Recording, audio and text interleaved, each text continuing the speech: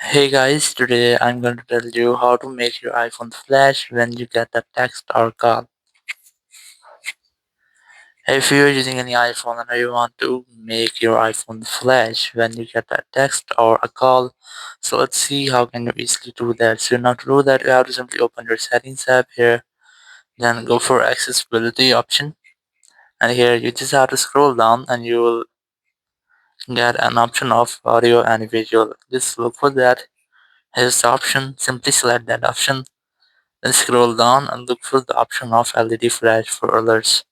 Select that and you must have to enable that. Once you have enabled, now whenever you receive any call or any text or notification, your flashlight will blink and you will get a flash notification. So in this way, you can easily make your iPhone flash when you get a text or call. Thank you very much for watching the video. Until next video, bye bye.